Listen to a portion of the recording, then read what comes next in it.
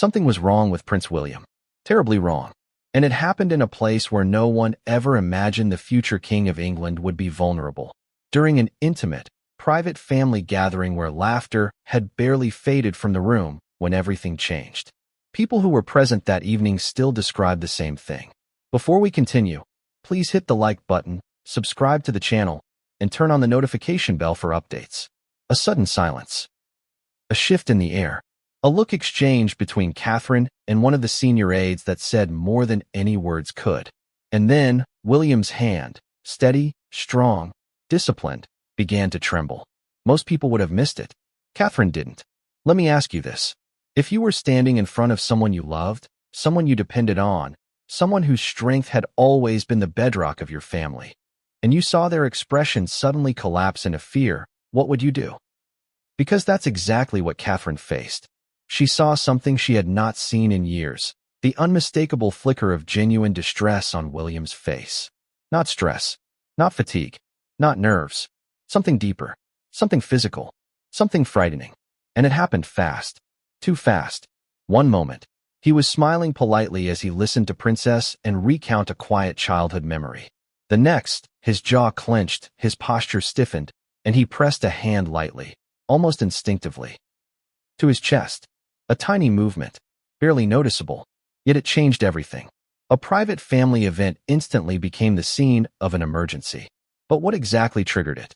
And why did palace officials immediately classify the situation as medically urgent before the public even knew something had happened? Tonight, we're going to peel back every single layer of that unsettling moment. We're going to break down the exact sequence of events, the symptoms, the reactions, the protocols, the internal chaos, and the whispered fears circulating among palace staff. But before we dive deeper, there's something you need to understand. Nothing like this has ever happened to Prince William in front of so many witnesses, and certainly not during a closely guarded royal family gathering. So how did things escalate so quickly? Let's rewind, just a little. It was a warm, comfortable evening inside the private residence where the gathering took place. A small celebration, mostly family members, kept intentionally low-key. No cameras, no staff outside the essential circle, no public schedule. The kind of night where royal titles blurred into familiar relationships. It should have been peaceful. It was supposed to be a break. But peace is fragile in the royal world, especially now. Because if there was ever a moment when the monarchy was already under historic pressure, scrutiny from the media, uncertain public sentiment, tension within its own walls, it is right now. William has been at the center of all of it. Duty, symbolism, expectations, the weight of the crown he will one day inherit. And pressure like that has consequences, even when you hide them well. For weeks leading up to this private event, insiders hinted that William had been pushing himself harder than usual, taking on responsibilities that were quietly shifted his way. Important meetings, sensitive briefings, crises that required his specific presence. Every sign suggested he was stepping into more leadership, perhaps earlier than expected. But no one, not aides, not advisors, not even close friends, expected the pressure to show physically. That's why what happened that night was so shocking. Because nothing prepares you for seeing someone like William, disciplined, athletic, poised, suddenly looking like he's struggling just to stay balanced. Let's talk about the moment it shifted. A witness described it this way. It was as if a shadow crossed his entire expression. One minute he was engaged, alert, the next, his face drained. His hand moved to his chest. And then he closed his eyes for a second. Too long. Too long. 2 words. Yet they tell an entire story. Because in those few, stretched-out seconds, Catherine reacted instinctively. She leaned forward. Subtle but urgent. Her voice softened, lowered, controlled, but edged with fear. William? Not, "Are you okay?" Not, "What's wrong?" Just his name. And that was enough. He didn't respond immediately. Not verbally. He opened his eyes, but something about them wasn't right. A glaze. A disconnect. A flicker of something he was desperately trying to suppress. Now here's where things get interesting and unsettling. Multiple sources say that Prince William is extremely skilled at masking stress. Years of royal training. Years of public exposure. Years of media scrutiny.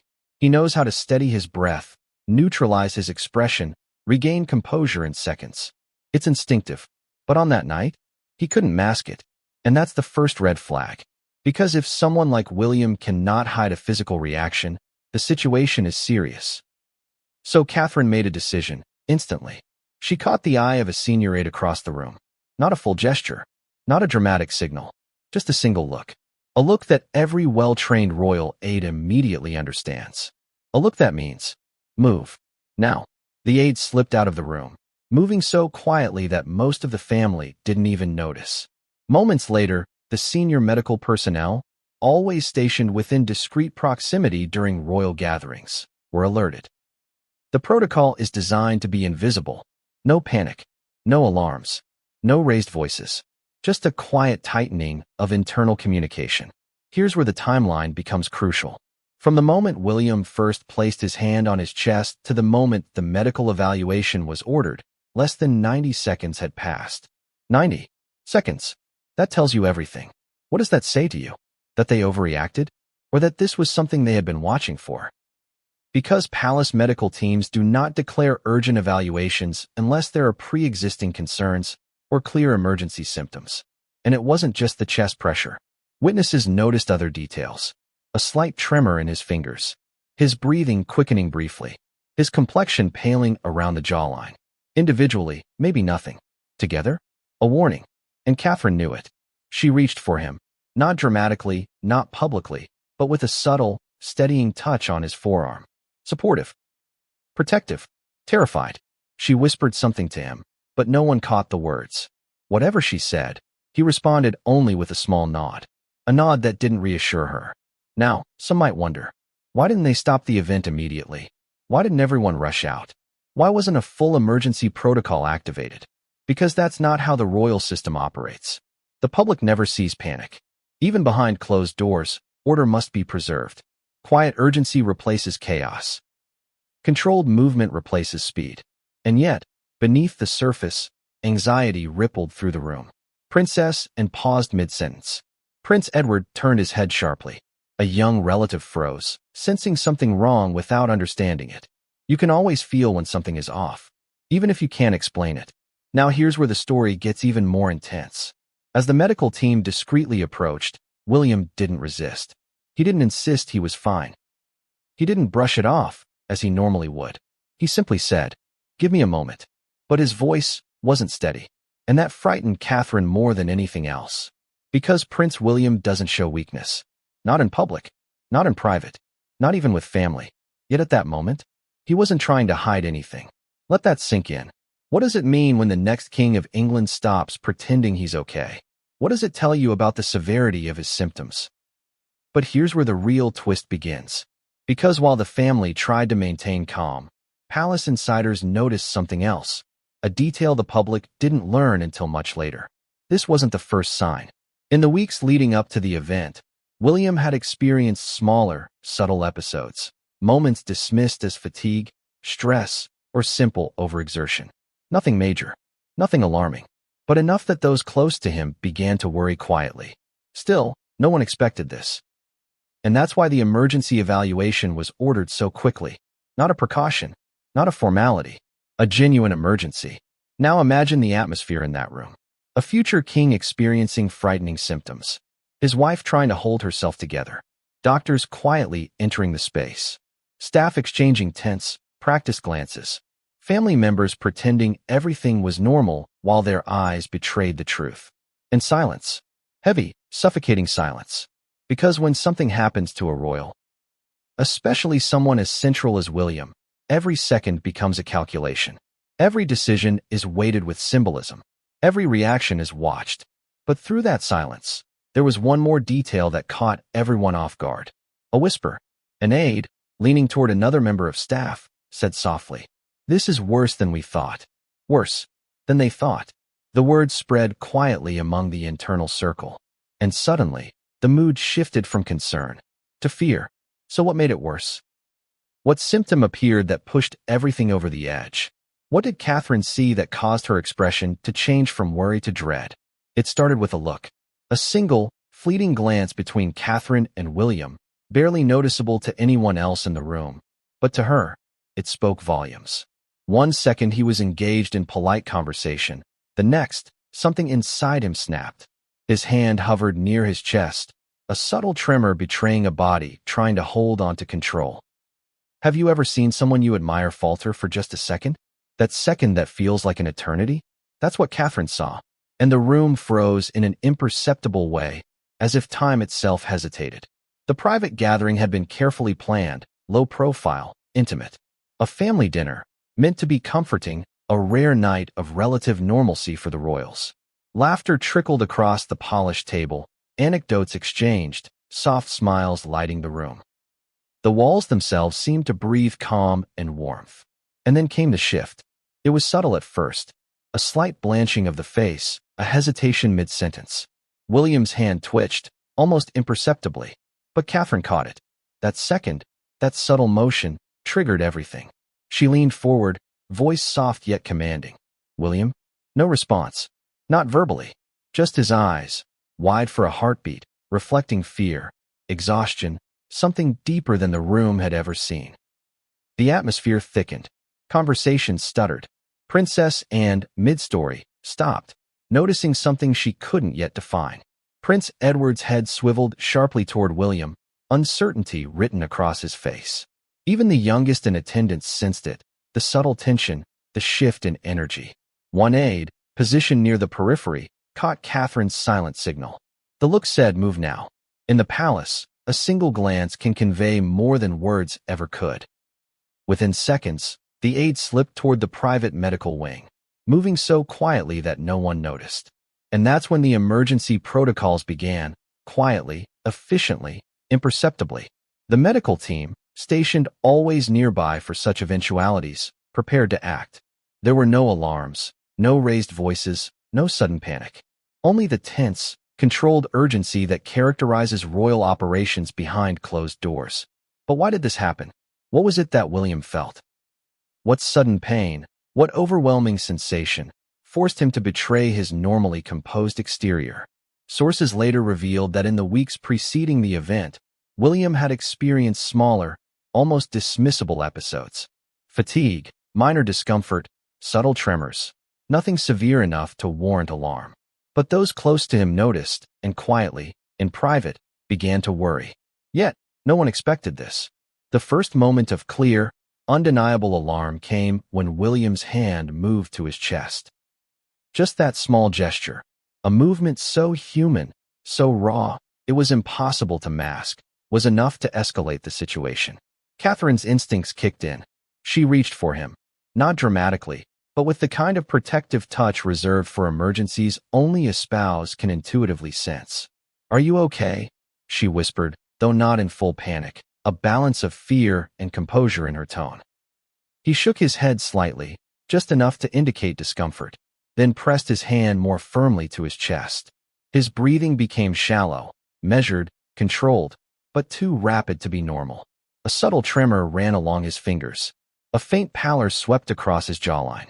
Each small, seemingly insignificant symptom layered upon the next, creating a portrait of silent urgency. Think about it. A man like William, disciplined, athletic, trained under immense public scrutiny. Letting his body betray him like this. What must that feel like for someone who has spent decades presenting calm, strength, and composure?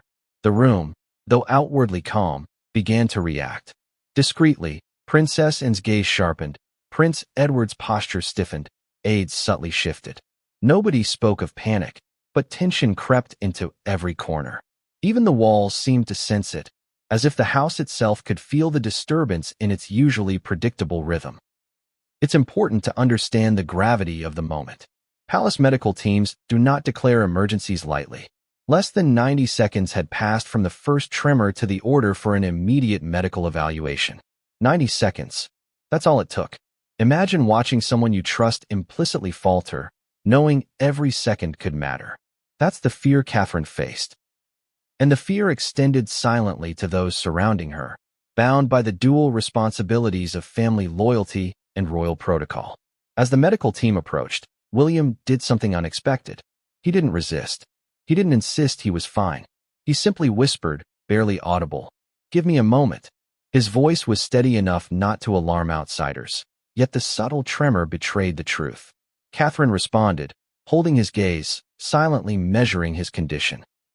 Every micro-expression, every slight movement, became critical data. At that point, the tension in the room became almost palpable. Family members pretended normalcy, but their eyes betrayed anxiety. Everyone was watching, listening, calculating. And then came the first real sign that this situation was escalating beyond routine. An aide, leaning slightly toward another staff member, whispered a single phrase that would haunt them for hours. "This is worse than we thought." Worse than anyone had expected. In that instant, the air shifted from concern to fear. Not overt panic, but a tension so thick it could be cut with a knife. Each heartbeat in the room seemed to echo louder than usual. Every eye flickered toward William, searching for signs of recovery or further distress. But what Catherine saw next was something no one could anticipate.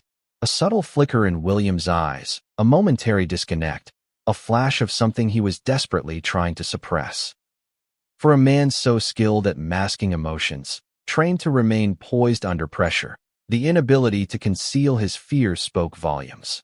At that very second, Catherine made a silent decision. She would not let him face this alone. Not for a second. She moved closer, placing her hand lightly on his arm. Supportive, calm, protective.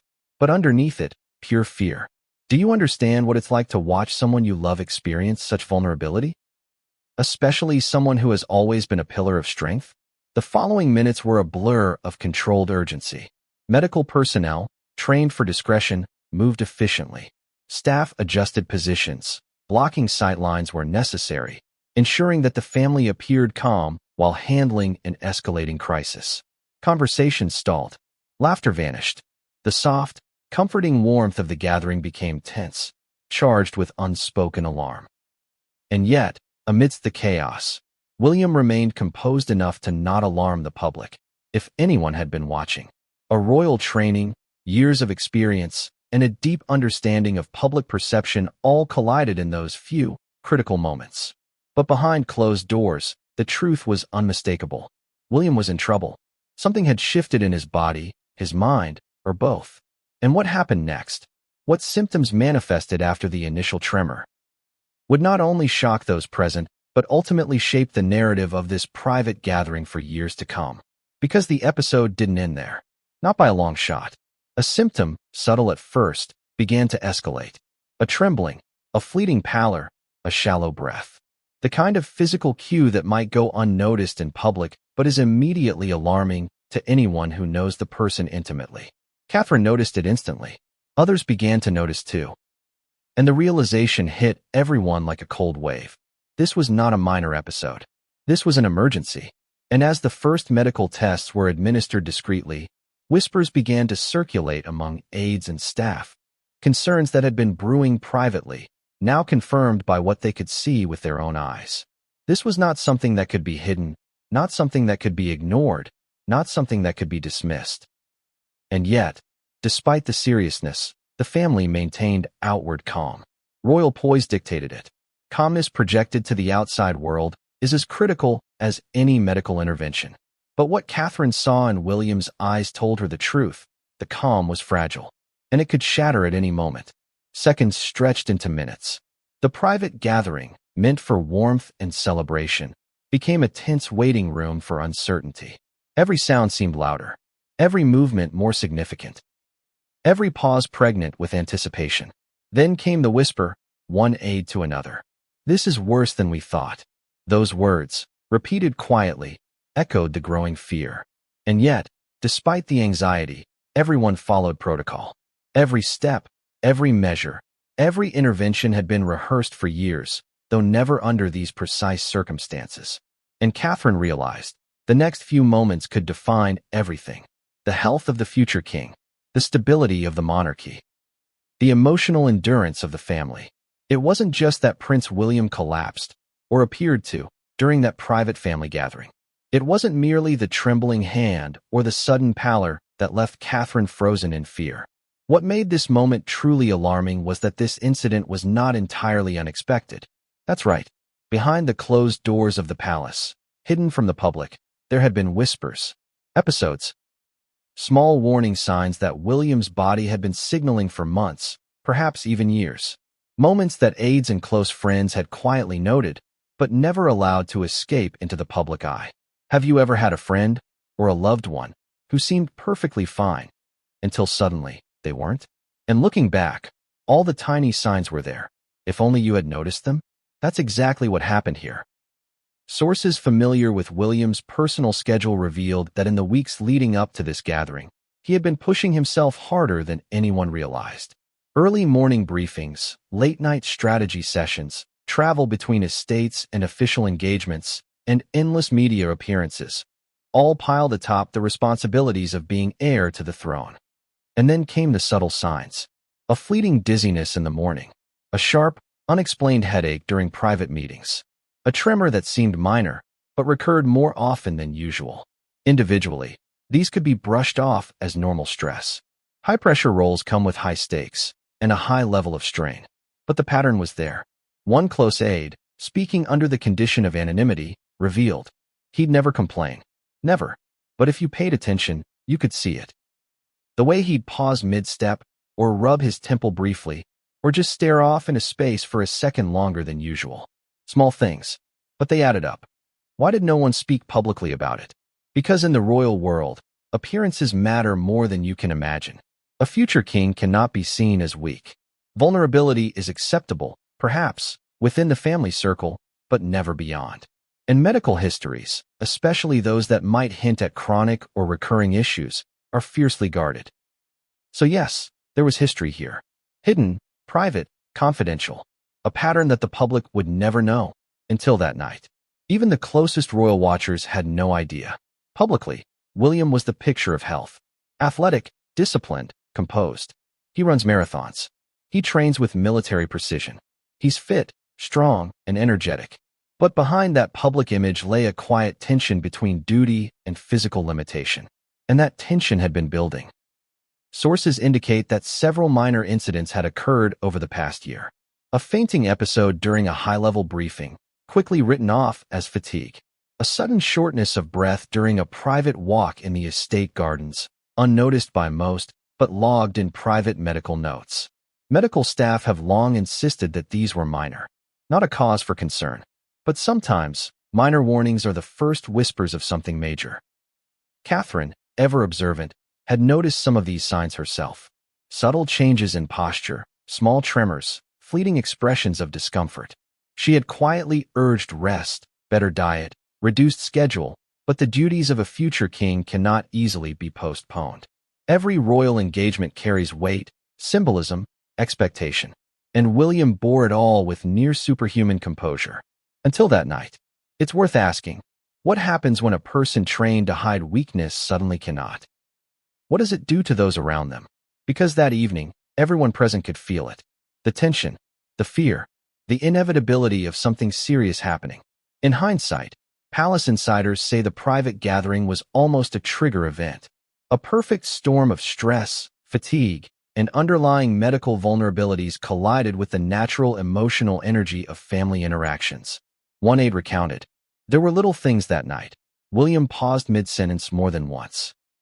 He rubbed his chest briefly, shook his hand slightly, blinked rapidly.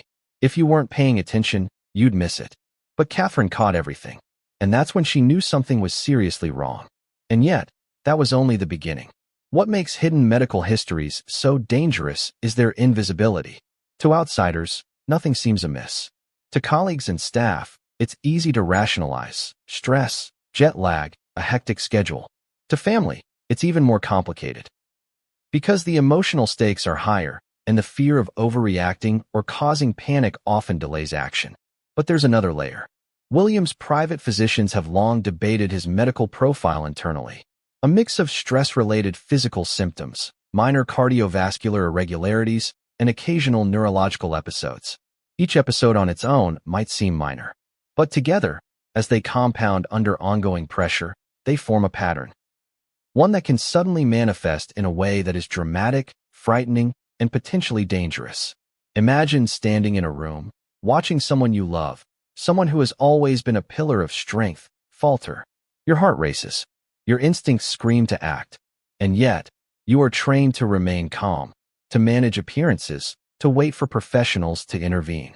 That was Catherine's position. She knew the warning signs, some of them privately observed for months.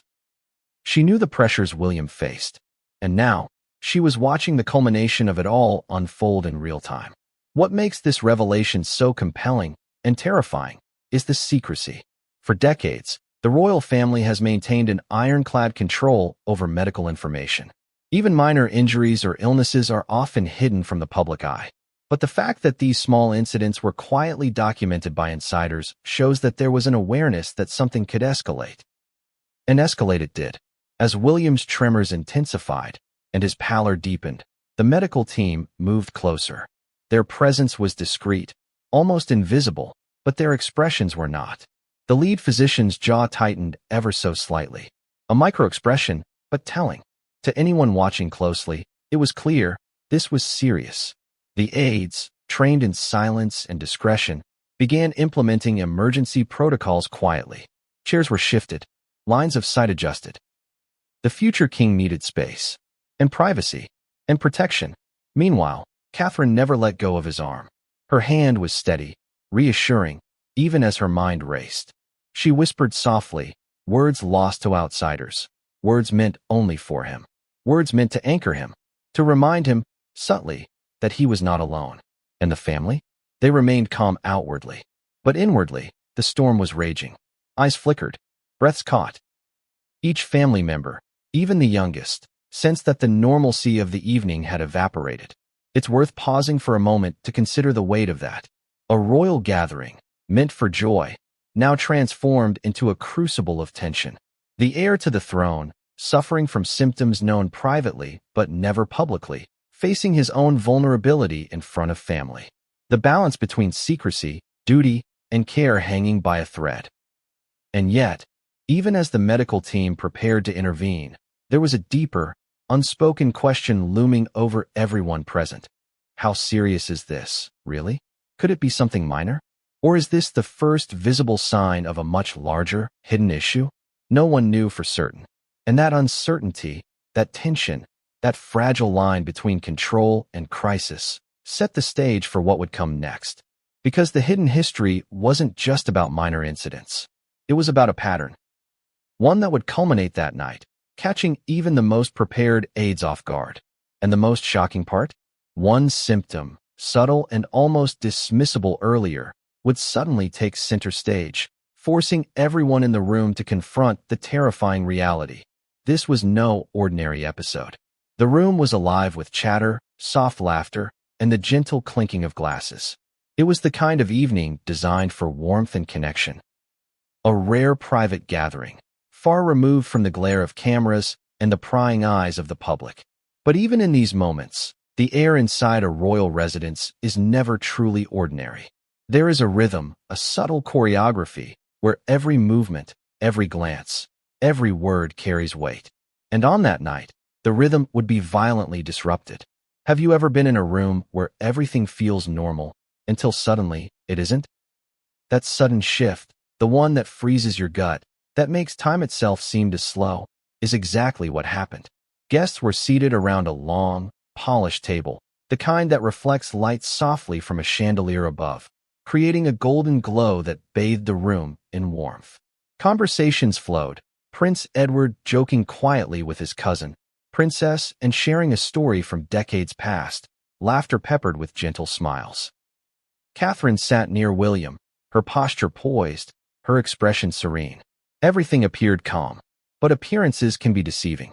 Insiders later revealed that in the hours leading up to the gathering, William had been unusually quiet. Not withdrawn, but more contemplative.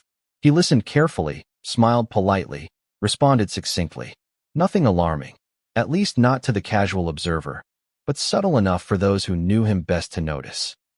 He moved through the room with his usual grace, exchanging pleasantries, nodding at anecdotes, offering the occasional soft chuckle. Yet beneath the surface, aides noticed tiny inconsistencies, a slight hesitation before lifting a glass, a fractionally slower response to a joke, a fleeting tension in his shoulders. It was nothing dramatic, nothing that could have been identified as a warning to outsiders. But to Catherine and the medical team monitoring discreetly, these micro-moments were meaningful. Then came the pivotal moment. During a light-hearted exchange about a past family holiday, William's expression changed. At first, it was nearly imperceptible, a slight narrowing of the eyes, a barely there flicker of discomfort. And then, a subtle tremor ran along his fingers as he lifted a glass. Catherine noticed immediately. She leaned ever so slightly toward him, a silent question in her gaze. William offered a small, reassuring nod, but the tremor persisted. His jaw tightened briefly, a micro-expression signaling strain. At that moment, the balance of the room shifted. Other family members sensed it, too, though they did not yet understand the gravity. Princess and paused mid-story, noticing William's hand hover near his chest. Edward's smile faded for a fraction of a second. Even the youngest attendees sensed the shift, a subtle change in the energy of the room that everyone instinctively feels before chaos erupts. The aides had been trained for such situations, though rarely do they face one in a seemingly ordinary gathering. Their eyes met across the room. Silent signals passed without words. One aide slipped discreetly toward the medical wing, activating an internal alert. Within seconds, the palace's emergency protocol had quietly begun. It's hard to overstate the tension in that moment. The gathering was meant to be normal, the kind of private family event that creates memories, that allows royals a brief respite from the constant scrutiny of public life. And yet, the seeds of panic had already been sown. Catherine's hand remained lightly on William's arm. Her touch was firm but gentle, supportive, a lifeline in an ocean of uncertainty. She whispered softly, words lost to anyone not directly beside him. A personal reassurance, meant to anchor him. The first subtle signs were followed by others. William's breathing became slightly shallow. A faint paleness spread across his face. His posture, usually impeccable, showed a subtle strain. The combination was enough to trigger the medical team to move closer. Not visibly, but with a readiness that hinted at the seriousness of the situation. Here's the critical point. None of this was obvious to the casual observer. The room maintained an outward calm. Conversations continued, laughter peppered the air. Yet beneath the surface, tension rippled through every corner. Every small movement, every glance, every sigh became magnified. And then it escalated. William's hand moved more deliberately to his chest. A tremor ran up his arm. His eyes flickered, a momentary disconnect. Catherine's breath caught in her throat. She leaned in, whispering again, her voice steady but edged with concern. The aides exchanged glances. The medical team readied themselves. And the family, still outwardly composed, braced for the unexpected. It's worth pausing here to consider the unique dynamics of such a gathering. In a normal family, moments of illness or distress might trigger immediate attention, overt concern, or even panic. In the royal setting, everything is moderated, orchestrated, and controlled. Panic is dangerous. Visibility is dangerous. Public perception is always a factor, even behind closed doors. And yet, despite the rehearsed calm, the reality could not be hidden. William's subtle tremors, his pallor, his shallow breaths, combined with the pattern of minor incidents over preceding weeks, presented a picture that could not be ignored.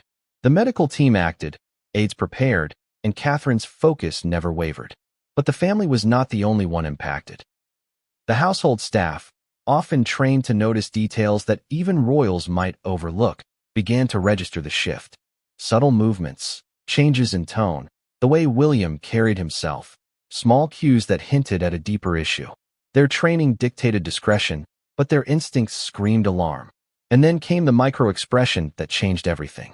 A fleeting flicker in William's eyes, barely noticeable, yet unmistakable to Catherine and those trained to observe. Fear, not anxiety. Not fatigue. Pure, unmasked fear. At that moment, the gathering, intended to be warm and familial, transformed. The energy shifted from celebration to silent tension. Every person present felt it, even if they could not articulate why. What would you do if you were in Catherine's position? Watching someone you love, someone whose composure is legendary, betray vulnerability in such a subtle but alarming way? Would you intervene immediately? Or quietly call for help, hoping the trained professionals would manage the crisis before it escalated? Catherine did both.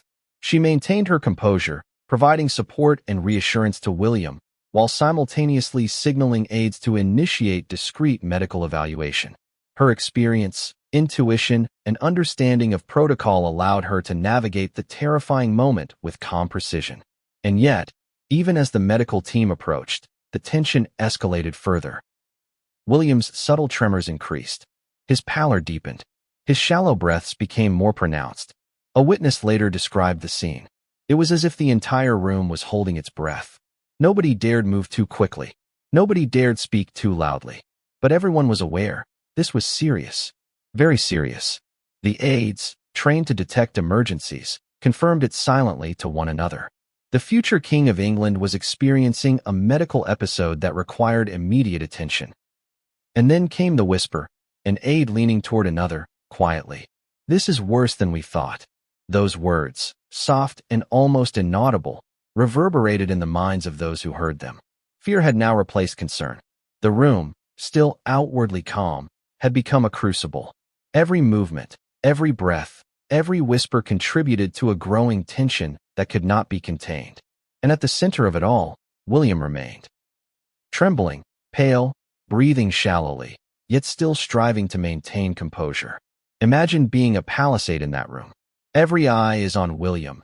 Every subtle movement is scrutinized, and yet your duty is to stay invisible, to act without drawing attention, to ensure order in the midst of chaos.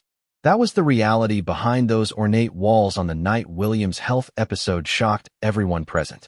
You might think that aides are just silent observers. You would be wrong. Their role is far more critical than most outsiders ever realize.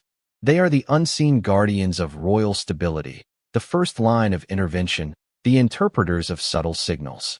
And on that night, their vigilance would be tested in ways they had never anticipated.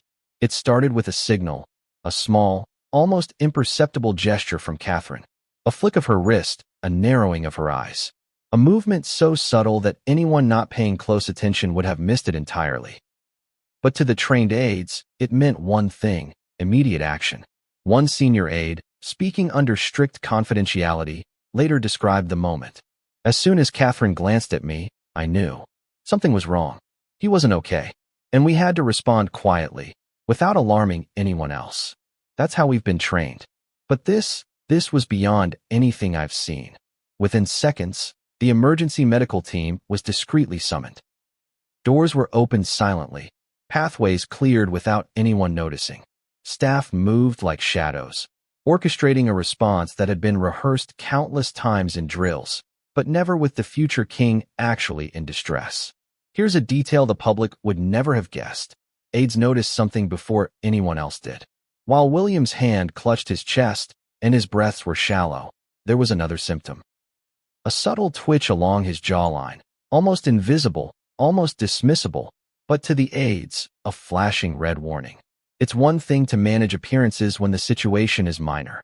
It's another when the person you are protecting shows signs of something that could be serious, even life-threatening. And that twitch, imperceptible to all but those trained to see it, was enough to escalate the internal alert to full readiness.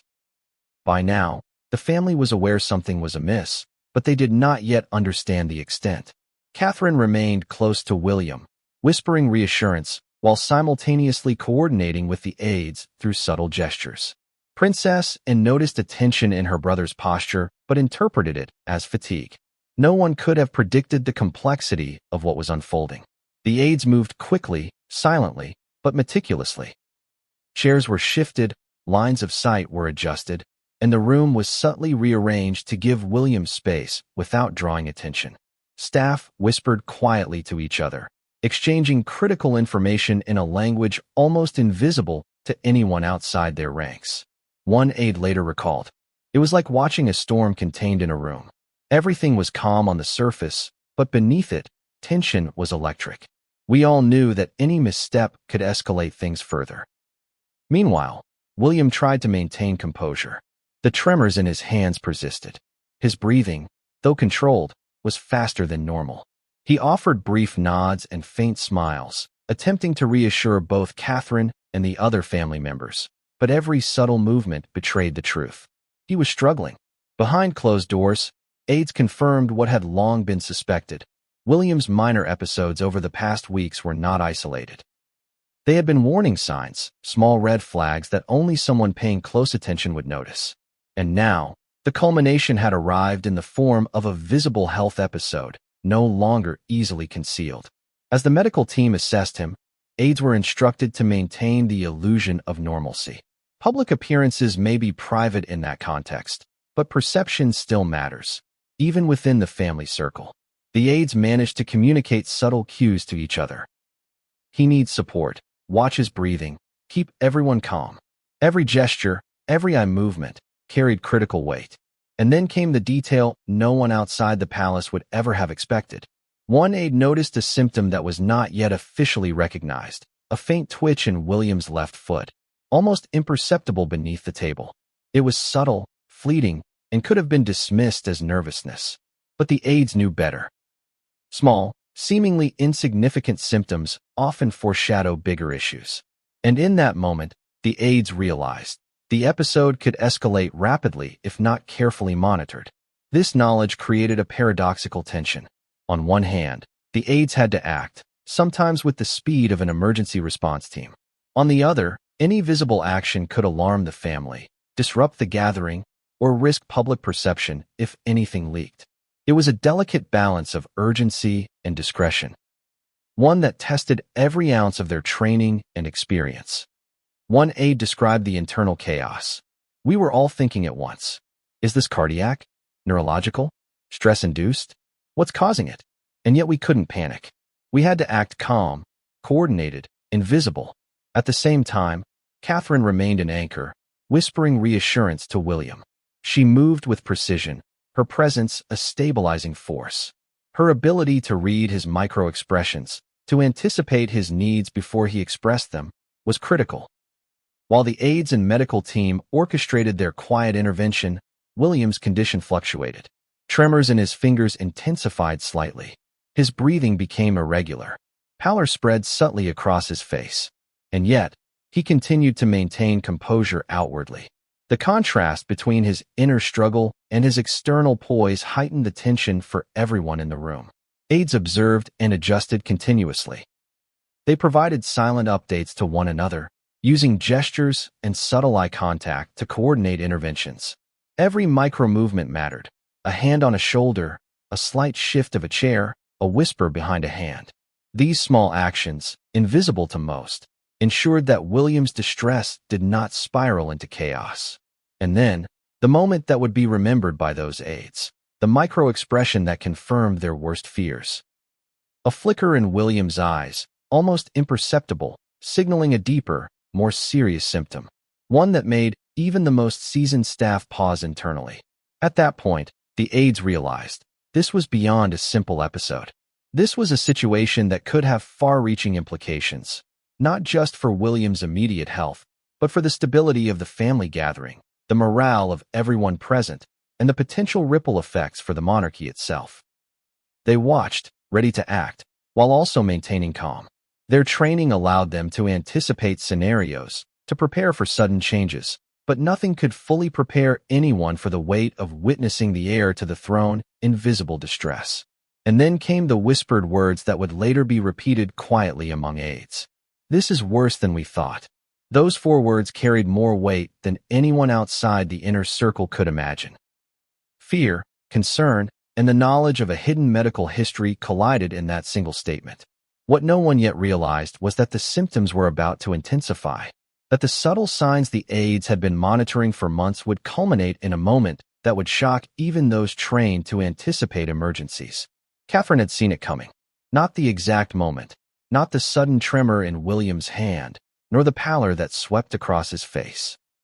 But she had sensed it, months in advance, in quiet, almost invisible signs that spoke of mounting pressure, unseen stress, and the relentless burden of expectation. Ask yourself this. When someone you love carries the weight of a nation on their shoulders, can you really see all of the cracks before they appear? Catherine had tried. She had tried to notice every small cue, every subtle flicker of discomfort, every pause that lingered too long.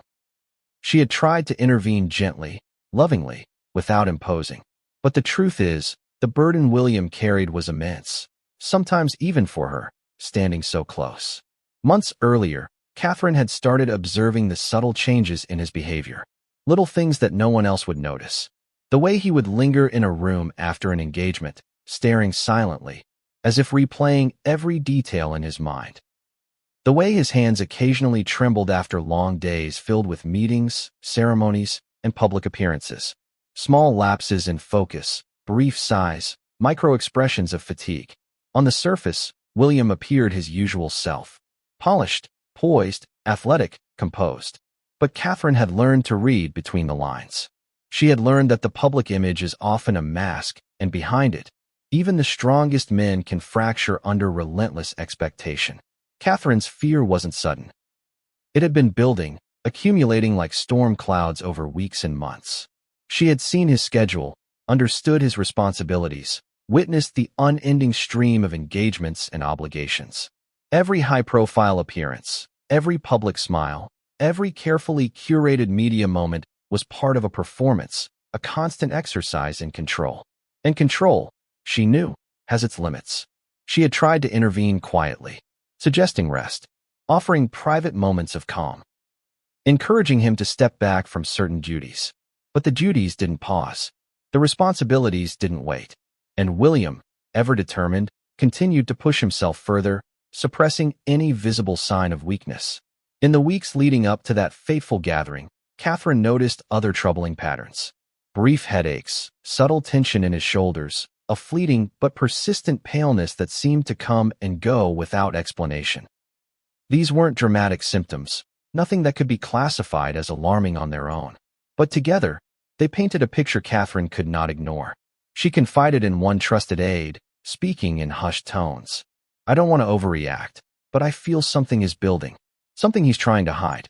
And I can't shake the feeling that it's only a matter of time before it becomes visible." That aide had nodded quietly, understanding the delicate balance of concern and discretion required in the palace. But even with support, Catherine felt the weight alone.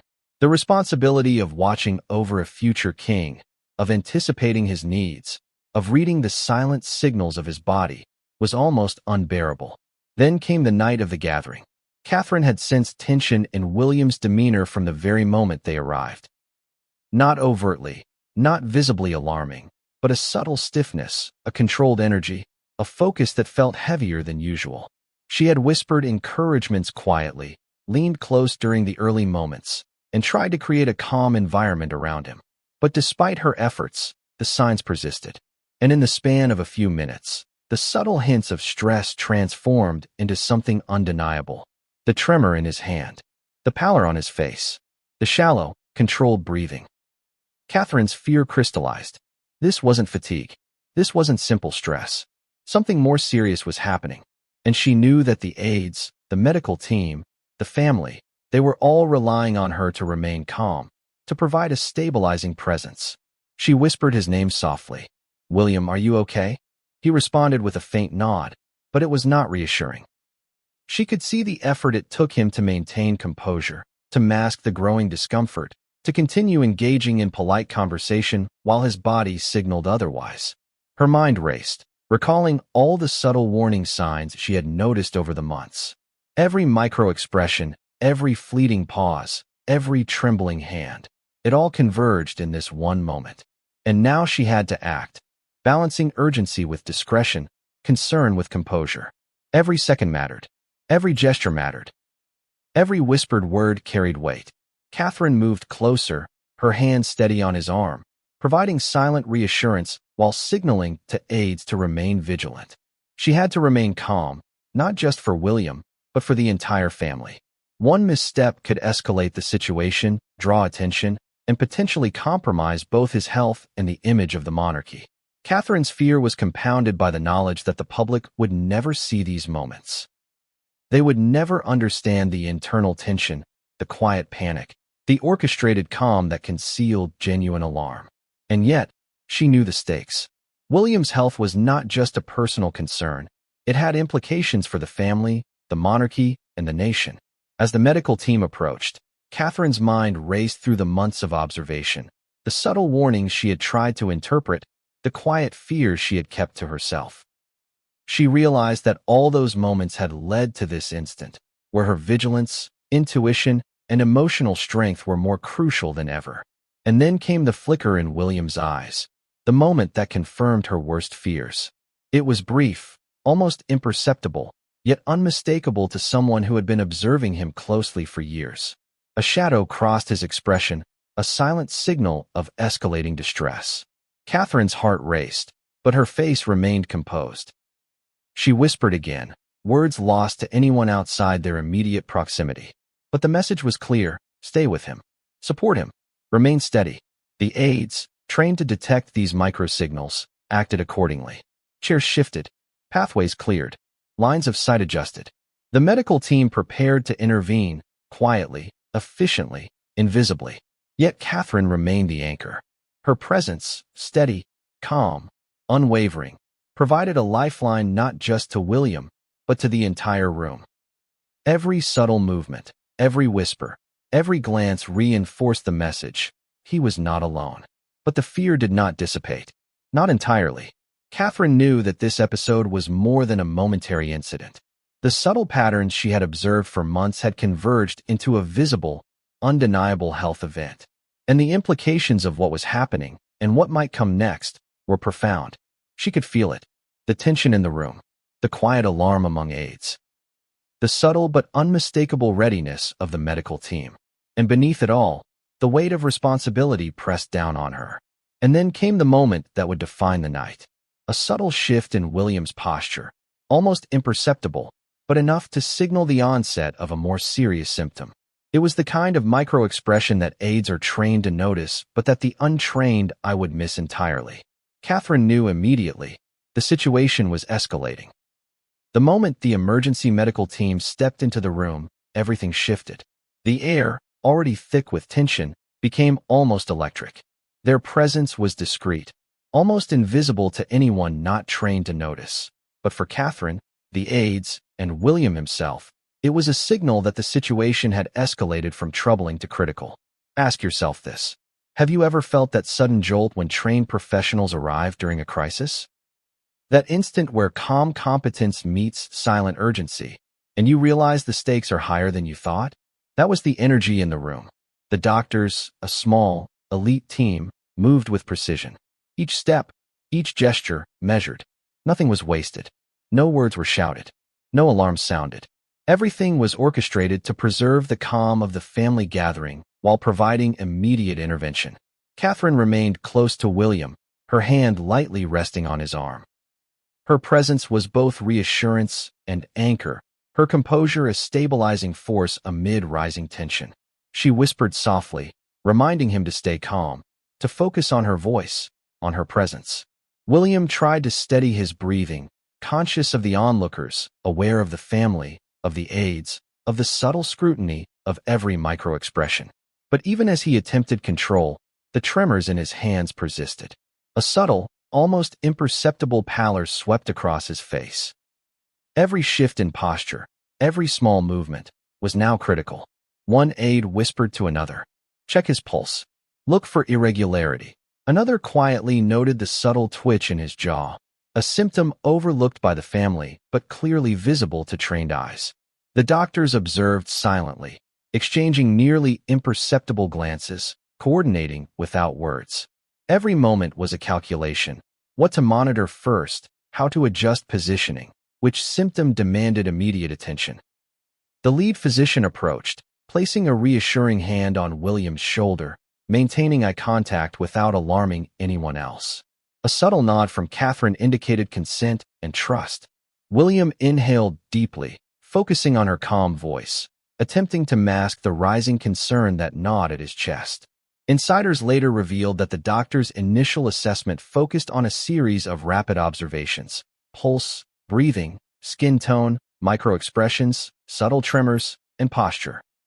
Each symptom, minute on its own, contributed to a broader picture, one that suggested the possibility of an underlying condition exacerbated by stress, fatigue, or other triggers.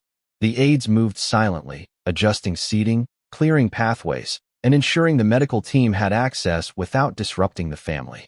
Every glance, every hand movement, every shift was choreographed to maintain both discretion and effectiveness. Catherine leaned closer, her voice a low, steady murmur. "You're safe, William. I'm here." Her words were a lifeline. He responded with a slight nod, but the effort it took to maintain composure was visible in the subtle tension of his shoulders and the faint line of worry across his brow. The doctors initiated their first assessments, quietly and efficiently. Blood pressure, oxygen levels, and pulse were measured almost simultaneously. Notes were taken mentally, calculations performed in real time.